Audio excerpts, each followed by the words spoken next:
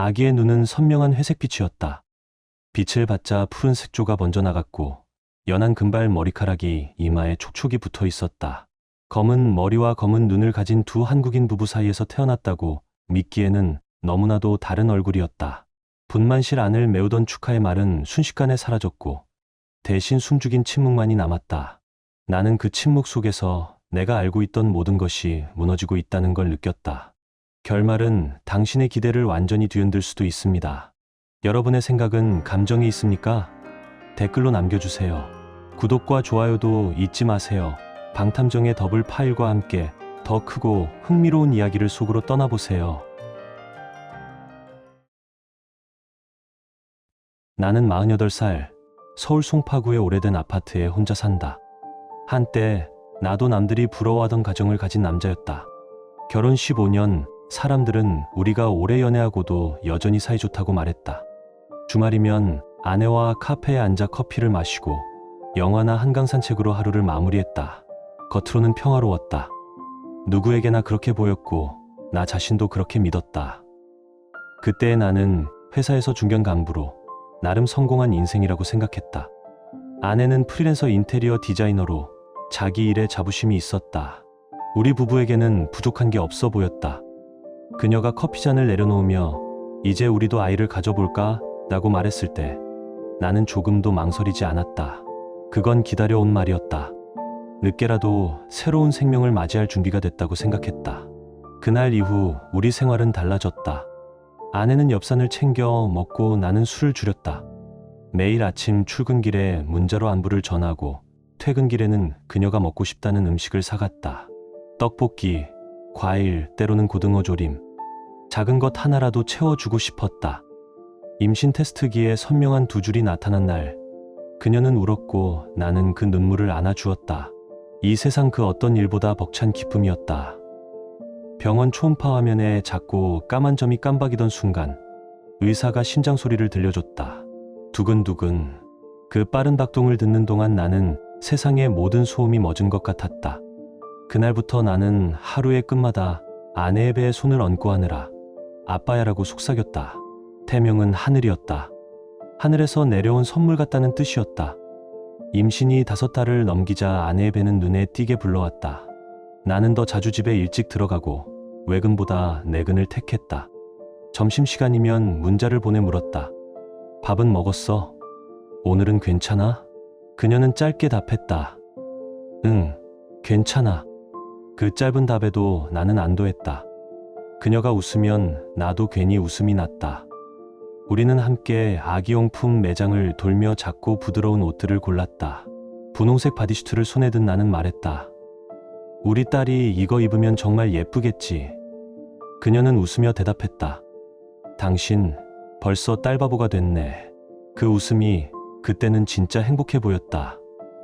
나는 그 미소 하나로 세상의 모든 피로를 잊었다. 그렇게 모든 게 완벽해 보였다. 회사는 안정적이었고 집은 따뜻했으며 곧 태어날 아이는 우리 인생의 마지막 조각처럼 느껴졌다. 나는 그때까지만 해도 우리가 영원히 이런 일상 속에 살 줄 알았다. 그러나 운명은 그렇게 우리를 오래 두지 않았다.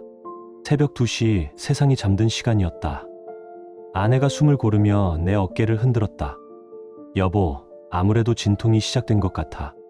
그 말이 끝나자마자 나는 침대에서 벌떡 일어났다. 준비해둔 가방을 들고 그녀를 부축해 차에 태웠다. 도로는 텅 비어 있었고 신호등 불빛만 간헐적으로 차창 안을 스쳐갔다. 핸들을 잡은 손이 떨렸지만 속도를 늦추진 않았다. 괜찮아. 많이 아파? 그녀는 짧게 숨을 고르며 대답했다. 조금만 더 가면 돼. 서울 송파의 종합병원에 도착했을 때 시계는 새벽 3시를 막 넘겼다. 간호사가 휠체어를 가져와 아내를 분만실로 옮겼고 나는 문 밖에서 기다렸다. 손끝이 싸늘하게 식어갔고 입안은 마른 종이처럼 텁텁했다. 곧 아빠가 된다는 사실이 믿기지 않았지만 두려움보다 설렘이 더 컸다. 1시간이 지나자 간호사가 내 이름을 불렀다. 이제 들어오셔도 됩니다. 그 말에 정신이 번쩍 들어 나는 서둘러 분만복을 갈아입고 안으로 들어갔다. 아내의 얼굴은 창백했고 입술은 피가 가신 듯했다. 나는 그녀의 손을 잡고 말했다. 괜찮아. 조금만 더 힘내. 진통은 길었고 고통은 끝이 없었다. 새벽부터 시작된 그 싸움은 오전이 되어도 끝날 기미가 없었다. 의사는 이제 거의 다 왔어요라며 목소리를 높였고 간호사들은 분주히 움직였다. 그리고 오전 11시를 조금 넘긴 순간 아기의 울음소리가 분만실을 찍고 나왔다. 그 울음은 짧았지만 세상의 모든 소리를 덮을 만큼 선명했다. 나는 숨을 내쉬며 눈을 감았다. 이제 나도 아버지가 됐구나. 눈물이 볼을 타고 흘렀다. 의사가 축하드립니다라며 웃었고 간호사는 탯줄을 자른 뒤 아기를 닦아내기 시작했다. 아내는 지쳐 있었지만 그 울음소리에 안도 안 든 미소를 지었다. 그런데 분만실 안의 공기가 갑자기 얼어붙었다. 아기를 닦던 간호사의 손이 멈췄고 옆에 있던 또 다른 간호사가 놀란 얼굴로 그녀를 바라봤다. 의사도 고개를 들어 아기를 살폈다. 한순간 아무 소리도 나지 않았다. 나는 이상함을 느꼈다. 왜 그래요? 우리 아기 괜찮은 거죠? 누군가 나를 바라봤지만 아무도 대답하지 않았다. 간호사는 잠시 망설이다가 조심스럽게 아기를 내 품에 안겼다. 그 순간 내 안의 모든 감정이 멈췄다. 아기의 눈은 선명한 회색빛이었다. 빛을 받아 푸른 색조로 번들거렸고 머리카락은 연한 갈색에 가까웠다. 나와 아내는 둘 다 검은 머리, 검은 눈을 가진 평범한 한국인이었다. 하지만 내 품에 있는 아이는 전혀 달랐다. 내 입술이 떨렸지만 아무 소리도 나오지 않았다. 머릿속이 하얘졌다. 이게 뭐지? 의사는 말을 잇지 못한 채 나를 바라봤고 간호사들은 서로 눈을 피했다. 진통을 마친 아내가 숨을 고르며 고개를 들었다. 왜 그래요? 아기 보여주세요. 간호사는 망설이다가 결국 아기를 안겨주었다. 그녀의 시선이 아기의 눈동자에 닿는 순간 공기가 멈췄다. 그녀는 숨을 삼키며 아기를 바라봤다. 그 눈, 그 머리카락, 그 생김새가 우리가 알고 있는 어떤 가족의 닮음과도 닿지 않았다. 그날 병원은 조용했다. 밖에서는 햇빛이 퍼지고 있었지만 내 세계는 그 자리에서 무너졌다. 분만실의 문이 닫히자 공기 속에서 이상한 냄새가 피어올랐다. 기쁨과 안도, 그 모든 것이 한순간에 얼어붙었다. 아내의 얼굴은 창백하게 질렸고 두 손은 미세하게 떨렸다. 나는 차가운 목소리로 물었다. 이게 우리 애가 맞습니까? 의사는 아무 말 없이 시선을 피했다. 혹시 아기를 바꿔치기 한 건 아니죠? 병원에서 실수한 거 아닙니까? 그는 고개를 저었다. 그럴 리 없습니다. 오늘 이 시간에 출산한 산모는 이분 한 분뿐이에요. 그 말이 내 머릿속에서 천천히 부서지며 퍼졌다. 다리에 힘이 풀려 벽에 기대 주저앉았다. 숨이 막혔다. 이해할 수 없었다. 이 세상 어떤 말로도 설명이 되지 않았다. 아내를 바라봤다. 그녀는 아기만 내려다보고 있었다. 그 눈빛엔 두려움과 혼란이 섞여 있었다. 병실로 옮겨진 후에도 아내는 말이 없었다. 천장만 바라본 채 숨을 길게 내쉬었다. 옆 침대에는 연한 머리카락을 가진 아기가 평화롭게 잠들어 있었다. 나는 창가에 서서 서울의 회색 하늘을 바라봤다. 한마디도 나오지 않았다. 등 뒤로 느껴지는 침묵이 너무 무거워 숨이 막힐 정도였다. 얼마나 지났을까? 나는 끝내 입을 열었다. 설명해봐. 도대체 어떻게 된 거야? 목소리는 떨렸지만 차갑게 가라앉아 있었다. 아내는 입술을 깨물고 고개를 숙였다. 눈물만 떨어졌다. 무슨 일이 있었던 거냐고. 내 말이 벽을 때리듯 병실 안을 울렸다. 그녀는 아무 말도 하지 못했다. 그 침묵이 대답이란 걸 그때 이미 알았다. 참았던 감정이 폭발했다. 나는 머리를 감싸 쥐고 소리쳤다. 말해. 제발 뭐라도 말하라고. 문이 열리고 간호사가 들어왔다. 조용히 해주세요. 다른 산모들이 쉬고 있어요. 그 말에 나는 더 이상 버티지 못하고 병실을 나왔다. 문이 쾅 닫히는 소리가 병원 복도를 울렸다. 복도 끝에 서서 나는 주먹으로 벽을 내리쳤다. 피가 스쳤지만 아프지 않았다. 분노, 배신, 허무, 그 모든 게 뒤섞여 머릿속이 하얗게 타들어갔다. 3년 동안 믿고 사랑했던 여자가 내게 거짓말을 했다는 사실이 믿기지 않았다. 나는 주머니에서 휴대폰을 꺼내 장모에게 전화를 걸었다. 새벽부터 연락이 없어 걱정하던 장모의 목소리가 들려왔다. 손주 나왔니? 딸이야? 아들이야? 내 목소리는 냉정했다. 아이가 태어났는데 제 자식이 아닙니다. 잠시 정적이 흘렀다. 무슨 소리야? 나는 낮게 말했다. 아기의 눈이 회색이에요. 머리카락도 밝은 갈색이에요. 수화기 너머에서 숨죽이는 소리가 들렸다. 장모는 한참 동안 말을 잇지 못했다. 결국 떨리는 목소리로 물었다. 그게 무슨 뜻이니? 저도 알고 싶습니다. 전화를 끊고 병원 옥상으로 올라갔다. 새벽 바람이 얼굴을 때렸지만 정신은 맑아지지 않았다. 지난 1년이 파노라마처럼 떠올랐다. 임신 소식을 듣고 울던 아내, 태명 하늘을 불러주며 웃던 나. 작은 신발을 사며 미래를 그리던 날들. 그 모든 기억이 그 바람 속에서 부서져 흩어졌다. 병실 안에서 무언가 이상하게 돌아가고 있다는 걸 제일 먼저 알아챈 건 간호사들의 시선이었다. 나를 스쳐 지나갈 때마다 그들의 눈빛이 잠깐씩 흔들렸다. 누군가는 휴대폰을 들여다보며 귓속말을 했고 누군가는 입술을 앙다문 채 웃음을 참는 표정이었다. 나중에야 알게 됐다. 분만실에 있던 간호사가 다른 층 간호사에게 말을 흘렸고 그 이야기가 병원 전체로 번져나갔다. 3층 병실에 외국인처럼 생긴 아기를 낳은 산모가 있다더라. 그 한 문장이 내 인생을 구경거리로 만들었다. 옆 침대에 누워있던 산모도 그 소문을 들었는지 슬쩍 우리 쪽을 힐끔거렸다. 남편으로 보이는 남자도 고개를 기울이며 낮은 목소리로 말했다. 저기 앉아있는 사람이 그 아빠래. 그 시선들이 내 피부를 베고 지나가는 칼날처럼 느껴졌다. 나는 입을 굳게 다물고 창밖만 바라봤다. 말을 하면 무너질 것 같았다. 저녁 무렵 아내의 어머니가 급하게 병실 문을 열고 들어왔다. 숨이 차 있는지 한동안 말을 잇지 못했다. 그는 가장 먼저 아기 침대부터 살폈다. 이불 속에서 잠들어 있는 아이의 얼굴을 보는 순간 장모의 얼굴이 하얗게 굳어졌다. 소연아, 이게 대체 어떻게 된 일이니? 그 말에는 분노보다 충격과 공포가 섞여 있었다. 아내는 참았던 울음을 터뜨렸다. 어머니가 그녀를 끌어안으며 낮게 물었다. 누구야? 누구? 아이야. 아내는 대답하지 못했다. 입술만 떨렸다.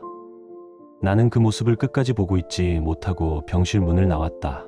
그날 밤 나는 병실로 돌아가지 않았다. 휴대폰 전원을 꺼두었고 누가 어디서 나를 찾든 상관하지 않았다. 편의점 불빛 아래에서 캔맥주를 몇 개나 비웠는지 기억도 나지 않는다.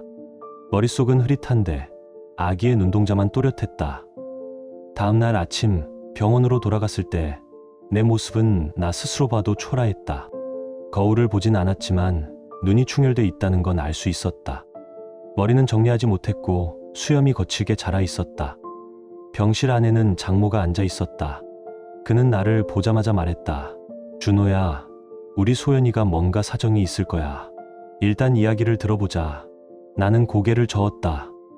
여기서는 못하겠습니다. 더 이상 이 병실에 있을 수가 없어요. 나는 말 대신 가방을 들었다. 전날 두고 갔던 옷가지와 소지품들을 차례로 넣었다. 아내가 침대에서 몸을 일으키며 떨리는 목소리로 말했다.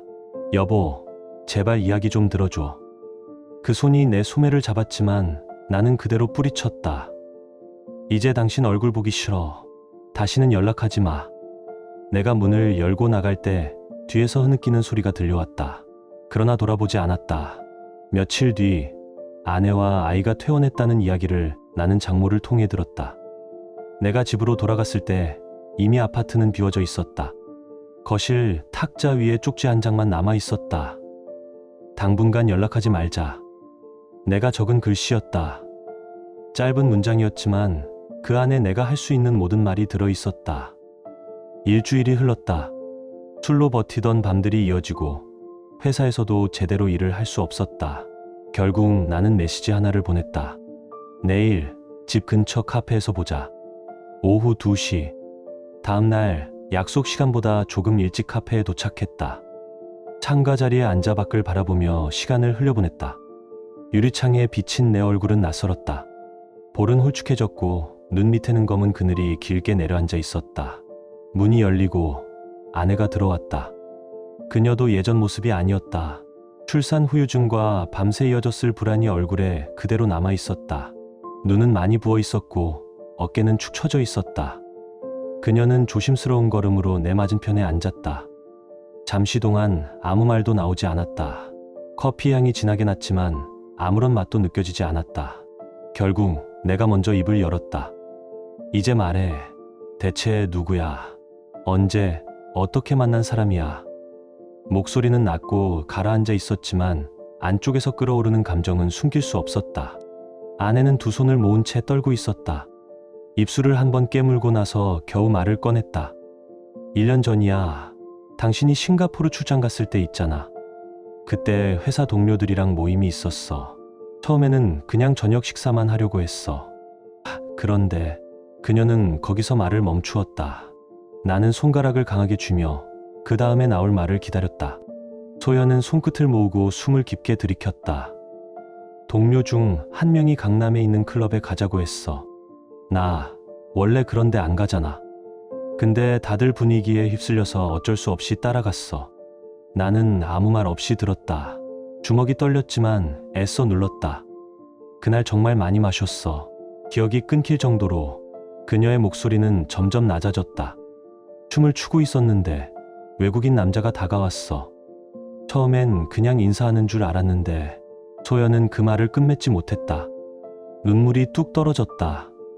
계속해. 끝까지 들어야겠어. 내 목소리는 스스로도 낯설 만큼 차가웠다. 그 남자가 말을 걸었는데 영어를 잘 못 알아들었어. 제대로 대화도 안 됐어. 그냥 술 기운에 나도 모르게 춤을 췄어. 그리고 그 사람이 밖으로 나가자고 했는데 그냥 따라 나갔어. 그때는 아무 생각이 없었어. 정신이 없었고 그녀의 어깨가 작게 떨렸다. 근처 호텔이었어. 정말로 기억이 잘 안 나. 아침에 일어나 보니까 그 남자는 이미 없었어. 전화번호도 몰라. 이름조차 몰라. 그게 다야. 나는 눈을 감았다. 들어야 했지만 들을수록 속이 비틀렸다. 머릿속이 타는 듯 뜨거웠다. 잠시 정적이 흘렀다. 나는 겨우 입을 열었다. 그게 언제였지? 작년 9월이었어. 당신 출장 갔던 그때, 싱가포르 가 있던 주말. 나는 손가락으로 날짜를 세었다. 그리고 임신 확인은 10월 말이었지? 소연이 고개를 떨구며 끄덕였다. 그럼 아이는 그놈의 자식이란 말이네.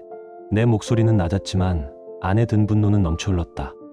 나도 당신 아이인 줄만 알았어. 소연이 울먹였다. 임신 사실을 알았을 때 너무 기뻤어. 당신이랑의 아이인 줄 믿었어. 그때는 정말 그 한 번이 평생을 이렇게 만들 줄 몰랐어. 그럼 나랑도 그때 관계가 있었단 말이지? 응. 출장 끝나고 돌아온 날 밤에 그래서 나는 확신했어. 당신 아이일 거라고. 나는 비웃음을 흘렸다. 확률로 따졌다는 거야? 그럼 단 한 번도 의심하지 않았어? 없었어. 정말로. 그냥 지워버리고 싶었어. 술 마시고 저지른 실수였고 당신한테 상처 주기 싫었어. 둘 사이에 다시 침묵이 흘렀다. 카페 안은 조용했지만 우리에겐 아무 소리도 들리지 않았다. 직원이 물컵을 내려놓았지만 손도 움직이지 않았다. 그 한순간의 실수라는 게 나는 천천히 말을 꺼냈다. 우리 인생을 송두리째 바꿔놨어. 3년 동안 쌓아온 게 다 무너졌어. 미안해. 그녀는 흐느꼈다. 정말 미안해. 나도 후회해. 다시 시작하면 안 될까? 용서. 나는 고개를 저었다. 그건 모르겠어. 하지만 다시는 못 돌아가. 당신 얼굴을 볼 때마다 그날이 떠오를 거야. 그리고 그 아이를 볼 때마다 상처만 남을 거야. 나는 자리에서 일어났다. 변호사랑 상담할 거야. 이혼 준비해. 그녀가 내 손을 붙잡으려 했지만 나는 그대로 몸을 돌렸다.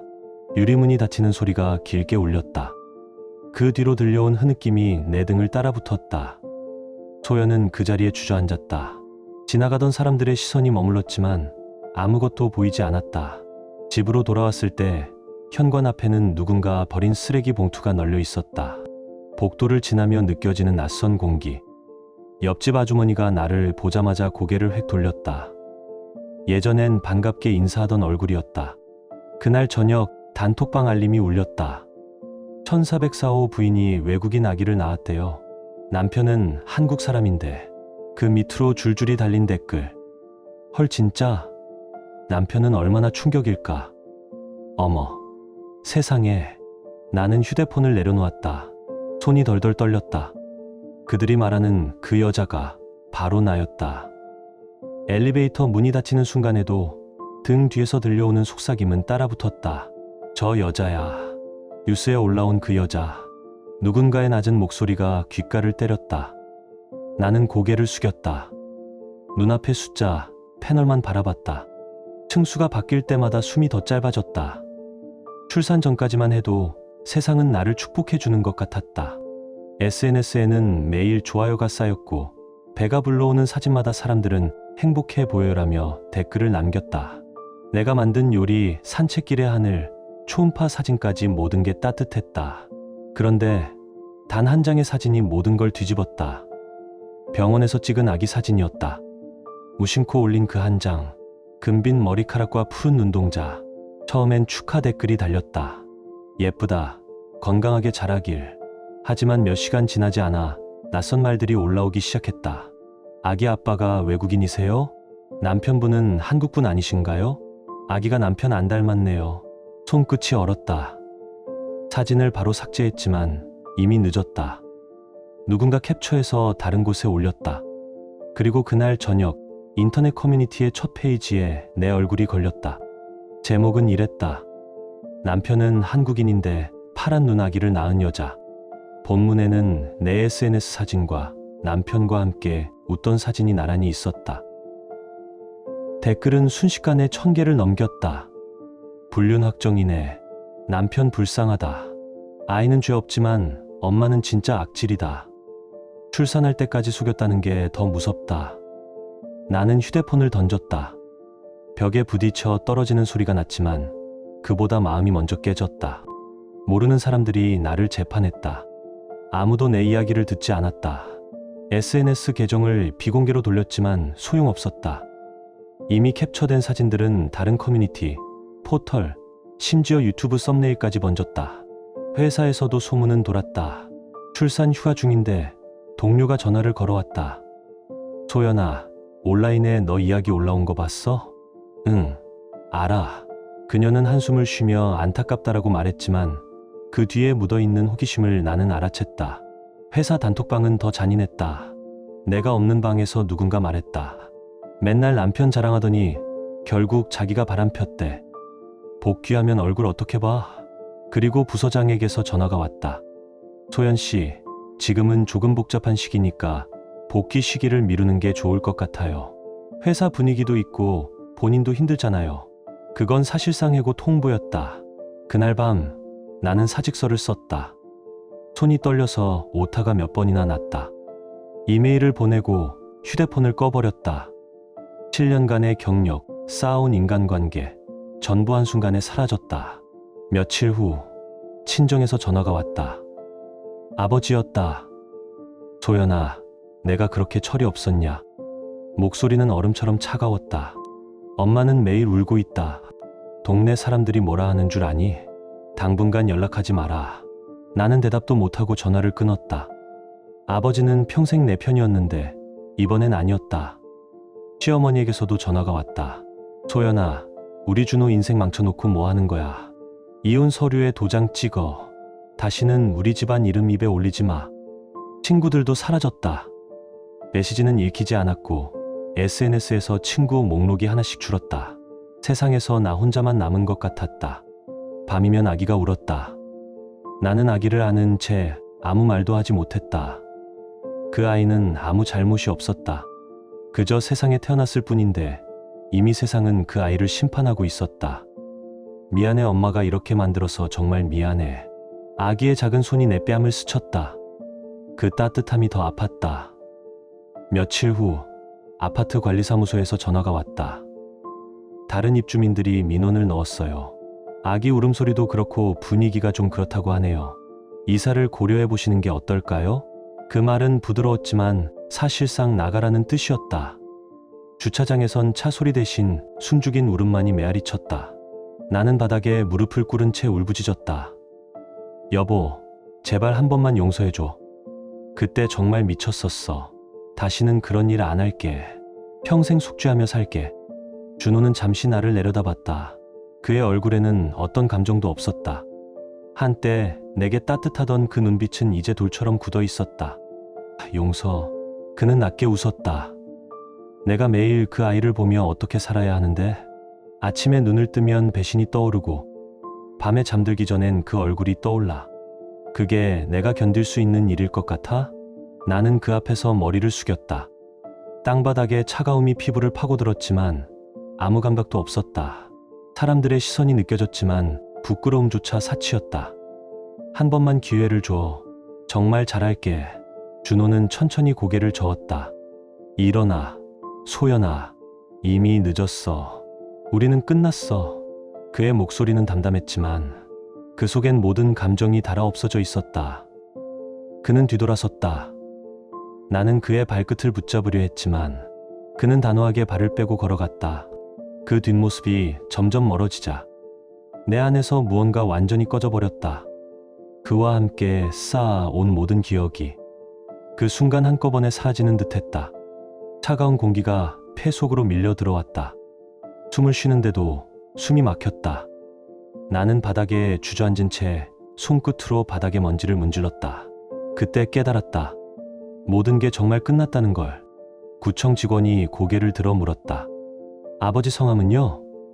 소연은 손에 쥔 펜을 바라보았다. 출생신고서 위에 부풀하니 하얗게 비어 있었다. 볼펜 끝이 종이를 맴돌았지만 한 글자도 쓸 수 없었다. 없습니다. 그녀의 목소리는 낮고 떨렸다.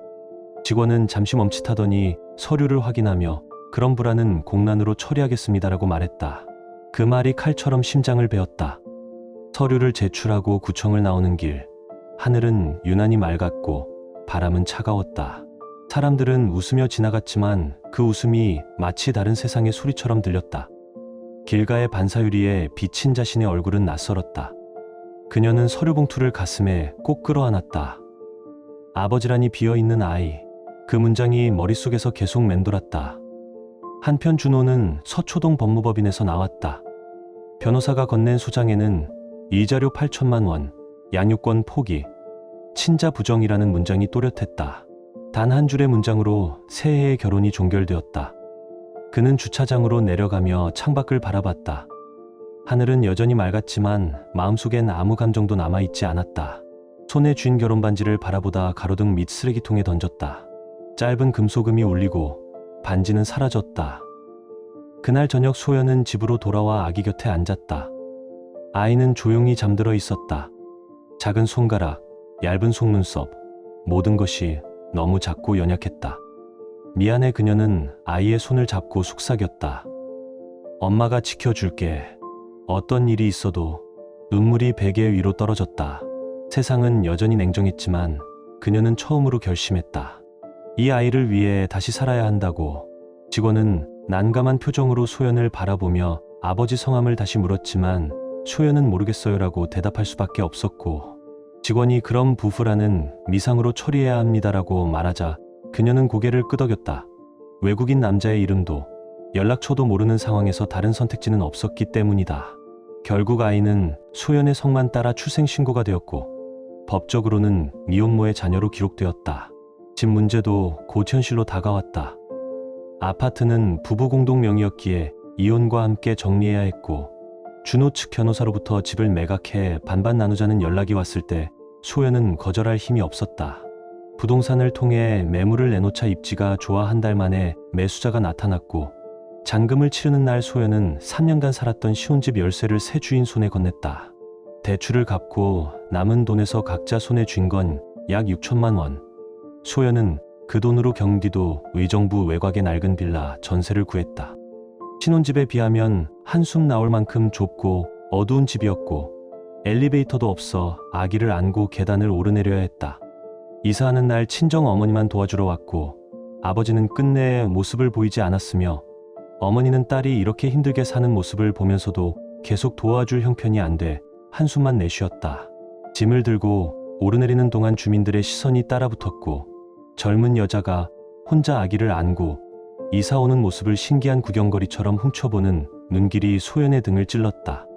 짐을 대충 풀고 밤이 되자 가구 하나 제대로 없는 빈 거실에 앉은 소연 앞에서 텅 빈 냉장고 소리만 울렸고, 아기가 울음을 터뜨리자 그녀도 함께 울었다. 불과 1년 전만 해도 행복한 직장인이었고 사랑받는 아내였던 자신이 이제는 아무것도 아닌 사람이 되어버렸다는 사실이 숨을 막았다. 이혼 소송은 예상보다 빨리 끝났다. 소연이 준호의 요구를 대부분 받아들였기 때문이었다. 법정에서 판사가 피고는 원고의 청구를 인정합니까? 라고 묻자 소연은 떨리는 목소리로 네, 인정합니다라고 답했고, 위자료는 변호사의 노력으로 8천만 원에서 5천만 원으로 줄었지만 여전히 감당하기 어려운 금액이었다. 집을 판 돈에서 전세 보증금을 빼고 나니 손에 남는 돈은 얼마 되지 않았고, 결국 친정에서 일부를 빌려 두 날 상환하기로 했다. 판결문이 나온 날 법원 복도에서 마주친 두 사람 사이로 찬 공기만 스쳐 지나갔다. 준호는 힐끗 소연을 바라본 뒤 곧 시선을 돌렸고, 소연은 그의 이름을 부르고 싶었지만 끝내 입을 떼지 못한 채 서로 반대 방향으로 걸어 나갔다. 그렇게 3년의 결혼 생활이 공식적으로 끝났다. 준호는 서울을 떠나겠다고 마음먹고 회사에 정근을 신청했고, 회사는 제주 지점 발령을 내줬다.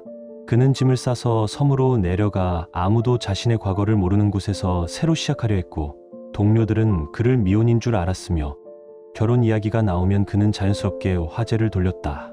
왼손 약지의 반지 자국은 이미 지워진 지 오래였고, 그는 소셜 미디어 계정을 정리하며 소연과 함께 찍은 사진과 결혼 관련 게시물을 모두 삭제하고 소연과 연결된 지인들까지 친구 목록에서 지워버렸다. 주말이면 혼자 바닷가를 걷거나 산에 오르며 사람들과 어울리는 자리, 술자리 제안을 하나둘 거절했고, 그렇게 마음의 문을 닫아버렸다. 반면 소연의 삶은 점점 더 가팔라졌다. 전세 빌라에서 아기와 단둘이 사는 생활은 고달팠고, 수입은 없는데 분유값, 기저귀값, 병원비는 끝없이 나갔다.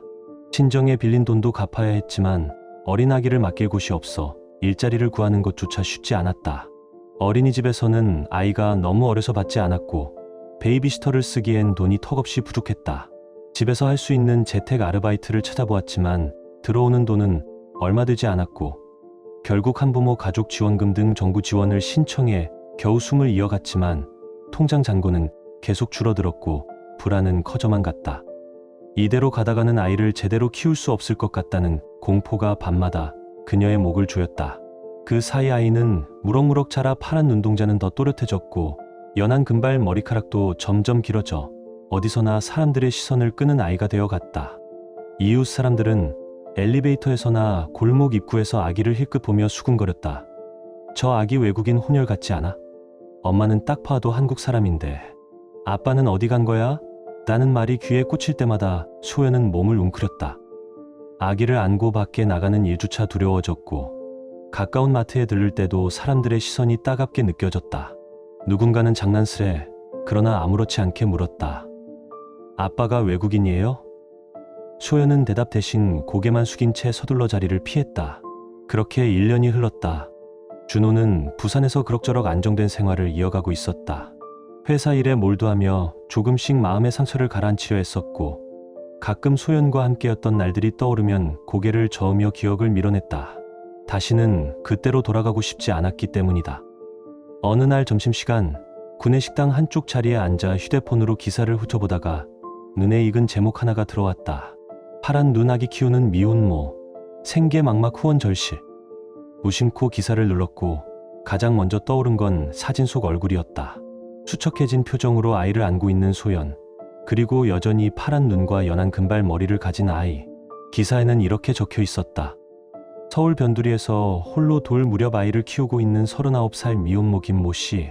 아버지의 신원을 알 수 없어 법적으로 이혼모 자녀로 등록된 혼혈 아동, 계속되는 생활고와 비주로 후원이 절실하다는 사연과 함께 모금 계좌가 나와 있었다. 준호는 화면을 끝까지 내리며 한 줄 한 줄 읽었다.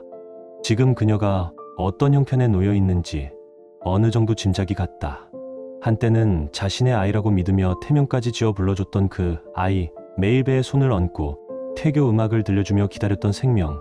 이제는 서류 한 장으로 남남이 된 그 아이가 사진 속에서 해맑게 웃고 있었다. 그는 휴대폰을 쥔 손에 힘을 주었다가 풀었다가를 반복했다. 후원을 해야 하나, 그냥 모르는 척 넘어가야 하나 생각이 갈팡질팡했다. 불쌍하다는 마음이 드는 동시에 왜 자신이 이런 기사를 마주해야 하는지 억울한 감정도 치밀어 올랐다. 결국 준호는 화면을 끄기 직전 마지막으로 사진 속 아이를 한 번 더 바라보고 전원 버튼을 눌러 휴대폰 화면을 꺼버렸다. 창밖으로 바다가 보이는 사무실 복도로 나와 그는 낮게 중얼거렸다. 그 아이는 잘못이 없지. 하지만 넌 평생 죄책감 속에서 살아야 할 거야. 목소리는 차갑게 가라앉아 있었지만 그 끝에는 설명하기 어려운 슬픔이 묻어 있었다. 3년의 사랑과 1년의 기다림이 이렇게 기사 한 줄과 모금 계좌번호로 끝나버렸다는 사실이 허무했고, 그날 오후 그는 다시 책상 앞으로 돌아가 모니터를 켜고 업무를 이어갔지만 머릿속에서는 파란 눈을 가진 아이와 수척한 얼굴의 소연이 좀처럼 떠나지 않았다. 한순간에 쾌락이 한 사람의 인생을 무너뜨리고 한 가정을 산산이 부쉈으며 그 대가는 결국 모두가 나눠 짊어지게 되었음을 준호도, 소연도, 그리고 아무 죄 없는 그 아이도 각자의 자리에서 증명하며 살아가고 있었다. 지금 당신의 마음은 어떤가요? 이야기를 읽으며 떠오른 감정이나 생각이 있다면 댓글로 나눠주세요. 당신의 진심 어린 한마디가 누군가에겐 큰 위로가 될 수 있습니다. 이 짧은 이야기 속에 작은 온기나 있고 진행 감정 하나라도 담겨 있었다면 그것만으로 이 이야기는 충분히 의미 있는 시간이었을 거예요. 좋아요와 구독 그리고 공유는 이런 따뜻한 이야기가 더 많은 사람의 하루에 조용히 스며들 수 있는 힘이 됩니다. 함께 해주셔서 고맙습니다. 당신의 하루에도 조용한 평안과 따뜻한 사람이 함께하길 진심으로 바랍니다.